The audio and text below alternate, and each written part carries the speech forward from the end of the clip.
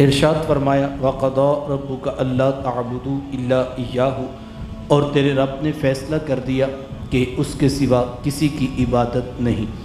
سجدہ صرف اللہ کی ذات کو ہے، اور وہی ذات اس بات کا حق رکھتی ہے کہ انسان کی پیشانی اسی کے آگے جھکے۔ وَبِالْوَالِدَيْنِ إِحْسَانًا، اور والدین کے ساتھ حسن سلوک کرنا۔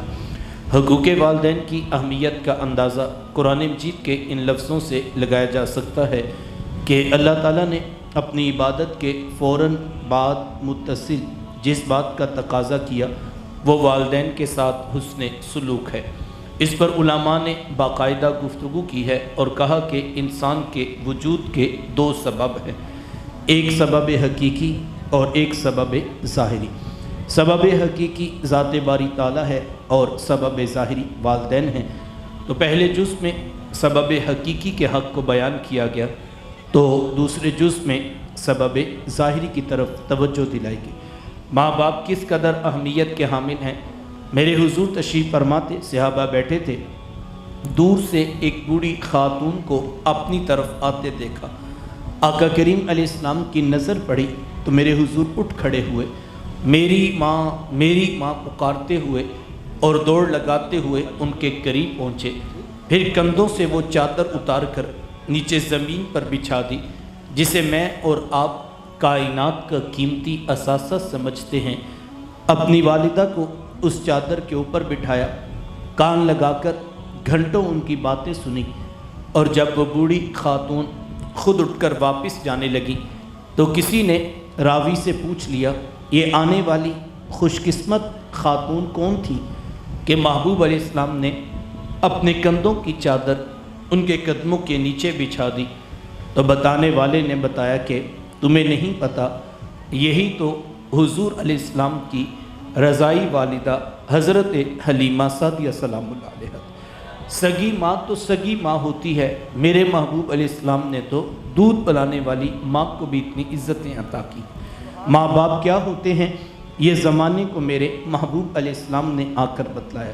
آقا کریم علیہ السلام ایک دن صحابہ کو نماز پڑھانے آئے، تاحد نگاہ صحابہ نے اٹھ کر حضور کا استقبال کیا، محبتوں برا یہ ہجوم دیکھا تو چھم چھم آنکھوں سے آنسو برسنے لگے، ایک ٹھنڈی آہ بری اور کیا فرمایا، لو ادرکت والدیہ او احدہما، کاش آج میرے ماں باپ بھی زندہ ہوتے یا ان میں سے کوئی ایک ہی زندہ ہوتا، پھر میں لوگوں کو نماز عشاء پڑھا رہا ہوتا، اس میں سورہ فاتحہ کی تلاوت کر رہا ہوتا، پھر میری ماں کو میرے ساتھ کوئی کام یاد آ جاتا، وہ دروازے پہ آتی، چلمن سرکاتی، اپنے میٹھے اور پیار بھرے لہجے میں فرماتی، ابنی محمد، میرے بیٹے محمد میری بات تو سنو۔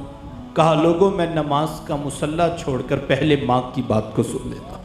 زمانے کو عملاً بتایا کہ ماں کا وجود کتنا معتبر ہوتا ہے۔ میرے حضور تشریف فرماتے ایک نوجوان حاضر خدمت ہوا، آ کر عرض کرتا ہے کہ حضور میں جہاد پہ جانا چاہتا ہوں۔ میرے آقا پوچھتے ہیں احی والدہ کا، کیا آپ کے ماں باپ زندہ ہیں؟ قال نعم، جی حضور زندہ ہیں۔ قال ففیہما فجاہد، فرمایا جاؤ ان کی خدمت کرو، یہی تمہارا جہاد۔ ماں تڑپ رہی ہو، بیٹا جہاد کرے یا تبلیغ، اللہ کا قرب نہیں ملے گا جب تک ساتھ میں ماں باپ راضی نہیں ہوں۔ ماں باپ کی خدمت اتنا بڑا امر، اللہ اکبر۔ ہمارے سامنے حضرت اویس کرنی رضی اللہ تعالیٰ عنہ کی مثال موجود ہے، ساری زندگی حضور علیہ السلام کی خدمت میں حاضر نہیں ہو سکے۔ ایک دن ہمت کر کے اپنی والدہ سے عرض کی، امی اگر آپ مجھے اجازت دیں تو میں بھی محبوب علیہ السلام سے ملاقات نہ کروں؟ تو ماں نے کہا بیٹا چلے جاؤ لیکن جلدی واپس بھی پلٹنا۔ ماں سے اجازت لی، شوق و ورفتگی میں تڑپتے ہوئے لمحات کاٹے، اور جب در حبیب پہ حاضر ہوئے تو آ کر پوچھا کہ میرے حضور کدھر ہیں؟ تو بتایا گیا کہ وہ تو کسی سفر پہ تشریف لے گئے ہیں۔ حضرت اویس کرنی رضی اللہ تعالیٰ عنہ انہی قدموں پہ واپس پلٹ جاتے۔ کیوں؟ اس لیے کہ وہ یہ جانتے تھے کہ جس رسول کی یاد میں تڑپ رہا ہوں انہی کے کہنے پر ماں کی خدمت کر رہا ہوں، اور یہ ہو نہیں سکتا کہ میرے حضور میرے حالات سے بے خبر ہوں۔ اور حقیقت بھی ایسے ہی تھی۔ اگر حضرت اویس کرنی رضی اللہ تعالیٰ عنہ یمن میں بیٹھے تڑپ رہے تھے تو یار مدینے کا حال بھی کچھ مختلف نہیں تھا۔ میرے آقا یمن کی طرف رخ نور کرتے ہیں، اپنی قبا کے بٹن کھولتے ہیں اور ٹھنڈی ٹھنڈی سانسیں بھرتے ہیں، اور حضور فرماتے لوگوں مجھے یمن سے یار کی خوشبو آ رہی ہے۔ عرض کی حضور وہ اتنا پیار کرتے ہیں کہ بیٹھے یمن میں اور آپ کو یہاں خوشبو آ رہی ہے؟ حضور فرمایا وہ میرے سے بڑا پیار کرتے ہیں۔ عرض کی حضور کا اتنا پیار کرتے ہیں تو پھر ملاقات کے لیے کیوں نہیں آئے؟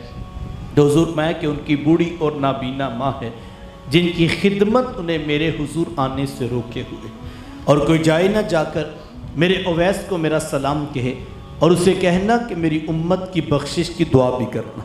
یہاں سے پتہ لگا جو ماں باپ کی خدمت کرتا اس کی دعائیں قبول ہوتی۔ ماں باپ کی خدمت اتنا بڑا علم۔ اللہ اکبر۔ علماء نے اس بات کو لکھا ہے کہ ایک دن حضرت موسیٰ علیہ السلام نے پوچھا تھا کہ مالک میرا جنت کا ساتھی کون ہے؟ تو کہا موسیٰ فلاں بازار میں چلے جائیے، وہاں پر ایک قصاب ہے جو گوشت کاٹ کر لوگوں کو بیچ دیتا ہے، وہ آپ کا جنت کا ساتھی۔ حضرت موسیٰ علیہ السلام چل پڑے کہ میں جا کر دیکھوں تو صحیح وہ کیا کرتا۔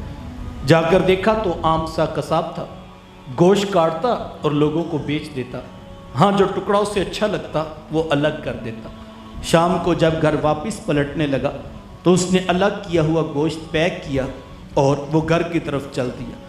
حضرت موسیٰ علیہ السلام بھی اس کے ساتھ ہو لیے۔ وہ گھر پہنچا تو جا کے شوربے میں کھانے کو تیار کیا، اور جب کھانا پک گیا روٹی کے ٹکڑے توڑ توڑ کر بھگو کر نرم کرتا اور پھر محبت سے لقمہ بنا کر اپنی بوڑھی ماں کے منہ میں رکھتا۔ حضرت موسیٰ علیہ السلام اس کا یہ عمل دیکھتے رہے، پھر اس نے ٹانگیں دبائی، خدمت کی۔ جب اٹھ کر جانے لگا تو اس کی بوڑھی ماں نے آسمان کی طرف دیکھا اور اس کے بوڑھے لب ہلے۔ بڑھاپے کی وجہ سے آواز زیادہ نہ پیدا ہو سکی تو حضرت موسیٰ علیہ السلام نے پوچھ لیا کہ تیری ماں کیا کہہ رہی ہے؟ تو اس نے کہا حضرت میری ماں بڑی سادہ ہے، جب شام رات آ کر یوں اس کی خدمت کرتا ہوں تو یہ روزانہ آسمان کی طرف رخ کر کے کہتی ہے کہ اللہ تجھے جنت میں موسیٰ کا ساتھ عطا کرے، اور میں کہتا ہوں ماں تو بڑی سادہ ہے، کہاں کوہ طور پہ بیٹھ کر ڈائریکٹ اب سے باتیں کرنے والے پیغمبر حضرت موسیٰ علیہ السلام، اور کہاں میرے جیسا عام سا گناہگار آدمی۔ تو ماں یہ تو کوئی جوڑ ہی نہیں بنتا ہے، لیکن حضرت میری ماں بڑی سادہ ہے، یہ روزانہ خوش ہو کے مجھے یہی دعا دیتی ہے اور میں بھی اس کا دل رکھنے کے لیے آمین کہہ دیتا ہوں۔ تو حضرت موسیٰ علیہ السلام مسکرا پڑے، کہا تجھے پھر مبارک ہو، عرش کے رحمان نے تیری بوڑھی ماں کے لب قبول کر لیے ہیں، اور تو ہی جنتوں میں موسیٰ علیہ السلام کے ساتھ کھڑا کیا جائے۔ ماں باپ کی خدمت اتنا بڑا عمل ہے۔